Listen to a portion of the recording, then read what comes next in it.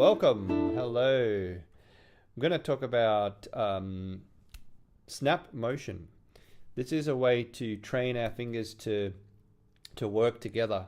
You know, one of the biggest challenges with guitar playing is changing even basic chords, for example, like going from a D to a C chord to a G chord. One of the big challenges in guitar playing is getting the fingers to cooperate, to work together, and to move quickly enough so that the transitions are clean and crisp and don't affect your timing. There's no hesitation. So one of the techniques I like, this is a really quick challenge you can try out, is whatever transition you've got, and let's say if you don't know what to do, you can just go from a D chord to a C chord. So or just pick two chords to try. And what you want to do is actually snap your fingers with your right hand. So snap your fingers with your right hand. So hold the chord shape and then snap your fingers. And as soon as you snap your fingers, change to the next chord. So I've got a D chord, I'm holding a D chord, snap and change to a C chord. That was not very good. That was not great, so I'll try it again. So D chord, snap my fingers to a C chord. That was a bit better. So what I'm trying to do is I'm forcing them to move very quickly. To move quickly but orderly as well. To move at the same time. They're coordinated. It's orderly. It's relaxed as well. If there's tension, you'll fumble, or like you'll feel it. You'll feel the landing will be the unstable. It'll be an unstable landing. Like if you're in an airplane, and you get the bumpy landing, right? It's like you don't want that. You want the smooth landing. So you want a smooth landing. Smooth, relaxed, coordinated, controlled, calm, even though we're doing it fast, right? And then so we snap back to the D. Snap, snap, snap, right? So if you've got a tricky transition, and usually tricky transitions are very specific from one shape to another, you can do that. Practice snap the chord, snap your fingers. I like to call it snap motion. Snap your fingers and then move your hands. You move your fingers in a very coordinated fashion. They're almost like little dances, right? It's like a choreography where the fingers know exactly where they're going to. The string, the fret, the positioning, and everything. Visualizing can also be very helpful. So in my mind, I'm seeing the D chord before I play it in my mind, right? So you want to see the D chord before you play it. Then snap. And now you can test it out. Snap and the goal is to have as much sustain. See, if I cut the sustain off like that, see the sustain's cut, right? I don't want that. Even though the fingers are moving quickly, I'm moving too early.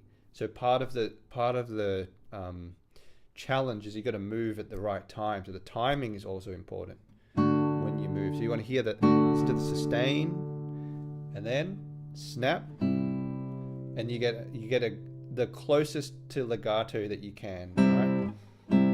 So sustain, snap, sustain, snap, play, sustain, snap, play. And when you move too, there's a coordination, synchronization between the hands. So as soon as the left hand moves, the right hand plucks. If the left hand moves early and then the right hand will pluck, that's when you'll get that sort of like a pause. There'll be a gap, a silence or a gap in between the changes. So you really want them to be coordinated together, okay?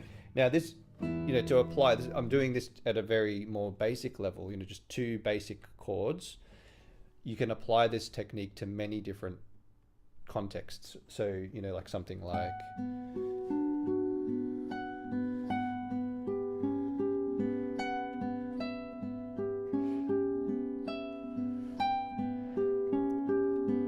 here, I have to snap. See, that was great.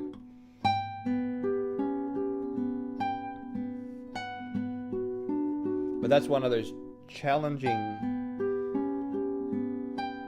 snap transition, and I want to keep the legato. I don't want a gap. I want a smooth landing, and I want to keep the legato, keep the sustain going as long as I can, and I want the hands to synchronize. It's a lot of things. Like they call us small muscle athletes for a reason, you know. There's a lot of things that we're working on, the fine motor muscle, whatever you call it, fine excuse me, fine motor skills, right? We're really developing that to a high level when we play the guitar, when we play most instruments. So that's one example. If you think of a tremolo piece, is a really good example. In a tremolo piece, and if we do the Recuerdos de la Alhambra, for example, it's very common for people to shift too early, and you get this, you get that kind of, you know, every transition is clipped a little bit. So what you want to do is get,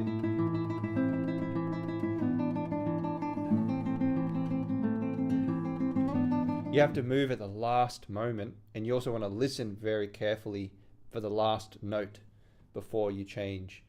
That can also apply to an arpeggio. So if we go back to our simple chord, C, D to C, if we arpeggiate it,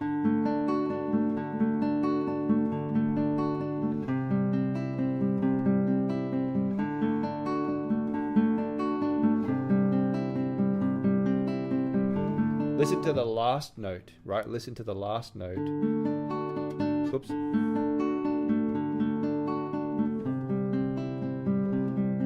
I'm trying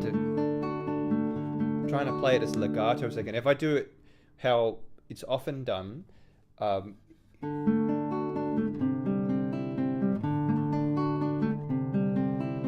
that, right? That last note's a little bit clipped. Sometimes it's the left hand moves so early that you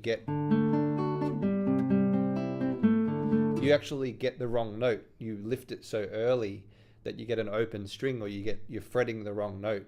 So you got to be very careful about the timing, and it does require very deep listening, especially if you're playing an arpeggio, because there's a lot of notes happening in a short amount of time. So try to listen to that last note of the pattern, and time that snap motion. So you're timing it right at the end, before you need the transition. And again, calm, coordinated, smooth landing. Imagine like a bird landing on a branch, or an airplane. I think an airplane's a good one, because a lot of us have been in an airplane when it's landing, and smooth landing just feels calm and right, nice and smooth. A bumpy landing, you can do that on the fretboard, right? Where it's like kind of like it's like tense and right, it's kind of like fumbly. And so anyway, that's the challenge here. Technique Tuesday for CCG. It'd be great if you're part of CCG, you can just post up a little clip of yourself, trying this out. If there's a specific passage you're working on, or a chord progression, or a chord transition, or something where you're finding this difficult. But yeah, this can really apply to many different things. Remember, you can just with your left hand only, you can practice the chord shapes, snap your fingers, and change chord when you snap your fingers, and get that nice smooth landing, right? It's a really great exercise, because you're making it with the snap.